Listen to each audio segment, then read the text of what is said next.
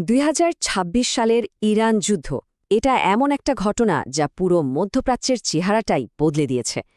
তো এই বিশ্লেষণে আমরা ঠিক এটাই বোঝার চেষ্টা করব কিভাবে এই সংঘাতের আগুন জ্বলে উঠল, এর পিছনে আসলে কি কারণ ছিল, আর প্রথম কয়েকটা দিনেই বা পরিস্থিতি কতটা ভয়াবহ দিকে মোড় নিয়েছিল।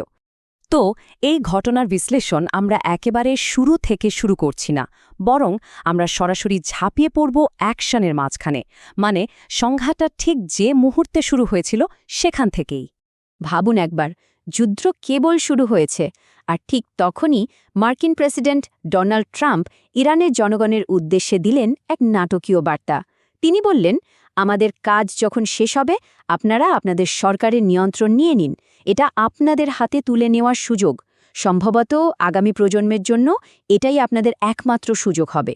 মানে এটা ছিল একদম সরাসরি খোলাখুলিভাবে ইরানের শাসন ব্যবস্থা পাল্টে ফেলার একটা উস্কানি।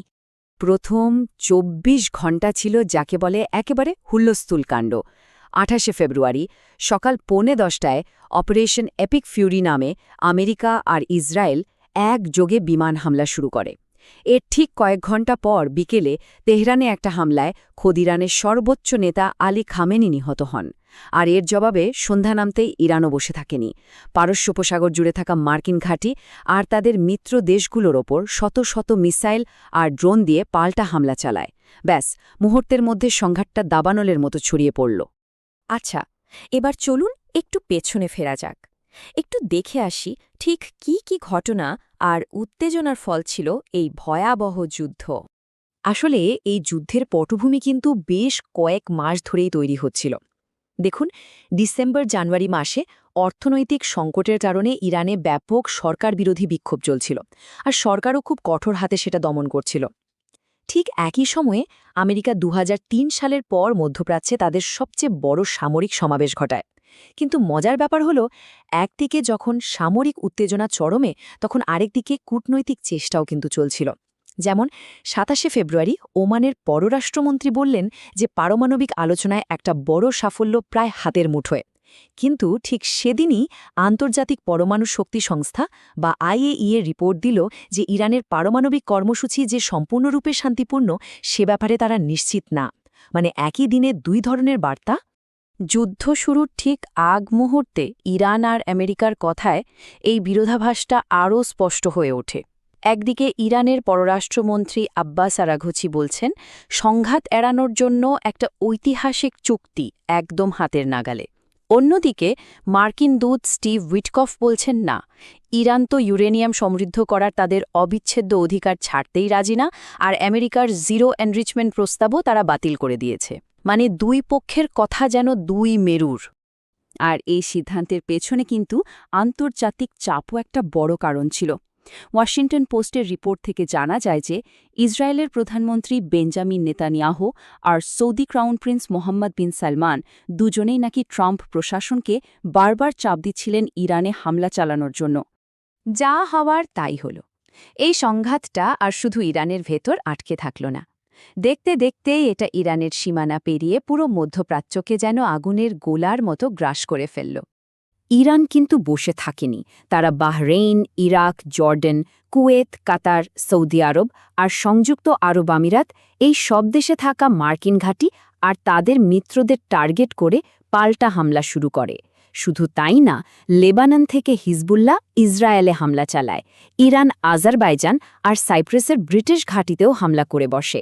এমনকি একটা ইরানি মিসাইল তুরস্কের আকাশসীমায় ঢুকে পড়লে ন্যাটো বাহিনী সেটাকে ধ্বংস করে। মানে পরিস্থিতি কতটা জটিল হয়ে উঠেছিল বুঝতেই পারছেন।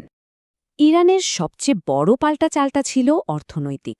তারা হরমুজ প্রণালী বন্ধ করে দেয়। আর এই হরমুজ প্রণালী হল সারা বিশ্বে তেল আর গ্যাস সরবরাহের একটা প্রধান রুট, বলতে পারেন একটা ধমনী। তো এটা বন্ধ করে দেওয়ায় বিশ্ব অর্থনীতিতে এর একটা তাৎক্ষণিক আর মারাত্মক প্রভাব পড়েছিল। তো এই যে হামলাগুলো হচ্ছিল, এর একটা মূল লক্ষ্য ছিল। চলুন এবার সেদিকে মনোযোগ দেওয়া যাক। লক্ষ্যটা ছিল ইরানের মিসাইল শক্তিকে পুরোপুরি ধ্বংস করে দেওয়া। আর এই বিমান হামলার প্রাথমিক সাফল্য ছিল এক কথায় অবিশ্বাস্য।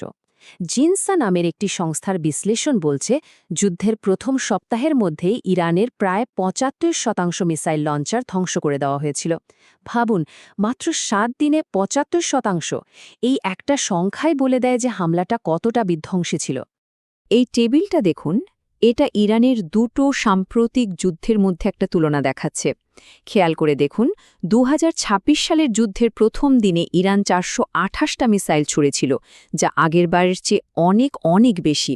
কিন্তু আসল ব্যাপারটা হলো এর পরের দিনগুলোতে। দেখুন, তাদের মিসাইল ছোড়ার ক্ষমতা কি নাটকীয়ভাবে কমে এসেছে। এটা পরিষ্কার দেখিয়ে দেয় যে তাদের অস্ত্রভাণ্ডার কত দ্রুত খালি হয়ে যাচ্ছিল। এই চারটা আরও একটা ইন্টারেস্টিং ব্যাপার তুলে ধরে। ইরান কিন্তু তাদের সব হামলা কোনো একটা দেশের ওপর করেনি, বরং অনেকগুলো টার্গেটের ওপর হামলাগুলোকে ছড়িয়ে দিয়েছিল। এর ফলে হয়তো কোনো একটা দেশের ওপর চাপ কিছুটা কমেছে, কিন্তু যুদ্ধের পরিধি অনেক বড় হয়ে গেছে। যেমনটা দেখছেন, প্রায় ৩৫% হামলা ছিল ইসরায়েলের দিকে, কিন্তু বাকিগুলো কাতার, সংযুক্ত আরব আমিরাত, সৌদি আরব আর অন্য দেশগুলোতে ছড়িয়ে পড়েছিল। আর এবার চারটা ইরানের মিসাইল সক্ষমতা কমে যাওয়ার ছবিটা আরও পরিষ্কার করে দেয়। দেখুন, যুদ্ধ শুরুর আগে তাদের কাছে প্রায় ৪০০ লঞ্চার ছিল। মাত্র কয়েকদিন পর ৩ মার্চ সেটা নেমে আসে ১৫০-তে। আর ৭ মার্চের মধ্যে অনুমান করা হচ্ছে সেটা মাত্র ৭০-এর কাছাকাছি এসে ঠেকেছিল। মানে লাগাতার হামলা চালানোর ক্ষমতা তাদের প্রায় ছিলই না। তো এই গেল সামরিক দিকটা। এখন চলুন যুদ্ধের প্রথম সপ্তাহের মানবিক, অর্থনৈতিক আর ভূরাজনৈতিক ফলাফলগুলো এক নজরে দেখে নেওয়া যাক। যুদ্ধের মানবিক মূল্য ছিল ভয়াবহ। ইরানি রেড ক্রিসেন্টের তথ্য অনুযায়ী শুধু ইরানই ১৩৩২ জনের বেশি মানুষ প্রাণ হারান। এর মধ্যে একটা ঘটনা ছিল বিশেষভাবে মর্মান্তিক। মিনাপ শহরে একটা বালিকা বিদ্যালয়ে হামলায় ১৮০ জন মারা যায়, যাদের বেশিরভাগই ছিল শিশু। ওদিকে লেবাননে নতুন করে শুরু হওয়া সংঘাতে ১২৩ জন নিহত হয় আর ৮৩,০০০-এরও বেশি মানুষ ঘরছাড়া হয়। এর পাশাপাশি মধ্যপ্রাচ্য থেকে প্রায় ২০,০০০ মার্কিন নাগরিককেও সরিয়ে নিতে হয়েছিল। আর খরচের কথা যদি বলি, centre for strategic and international studies বা CSIS এর হিসেব মতে অপারেশন এপিক ফিউরির প্রথম ১০০ ঘণ্টার খরচই ছিল প্রায় $3.7 বিলিয়ন। কি অসম্ভব একটা অঙ্ক, তাই না? এটা থেকেই যুদ্ধের অর্থনৈতিক চাপের একটা ধারণা পাওয়া যায়। এই যুদ্ধটা কিন্তু শুধু মিসাইল বা বোমা দিয়েই হয়নি। তথ্য প্রযুক্তিও ছিল একটা বড় অস্ত্র। ইরানের ওপর প্রায় ৬০ ঘণ্টার জন্য ইন্টারনেট প্রায় পুরোপুরি বন্ধ করে দেওয়া হয়। ইন্টারনেট সংযোগ স্বাভাবিক অবস্থার মাত্র ১% নেমে এসেছিল। এই সাইবার হামলার উদ্দেশ্য ছিল ইরানের যোগাযোগ ব্যবস্থা আর তথ্যের প্রবাহকে একদম পঙ্গু করে দেয়া। তো সব মিলিয়ে পরিস্থিতিটা কি দাঁড়ালো? যুদ্ধের প্রথম সপ্তাহেই ইরানের মিসাইল ভান্ডার প্রায় শেষ। এটা আমাদের একটা বড় প্রশ্নের মুখে দাঁড় করিয়ে দেয়। তাহলে কি ইরান এখন যুদ্ধের একটা নতুন পর্যায়ে ঢুকবে? এমন একটা পর্যায়ে যেখানে তাদের হয়ে লড়বে তাদের প্রক্সি বাহিনীগুলো? হয়তো ভবিষ্যতের সংঘাত কোন দিকে যাবে তা এই প্রশ্নের উত্তরের মধ্যেই লুকিয়ে আছে।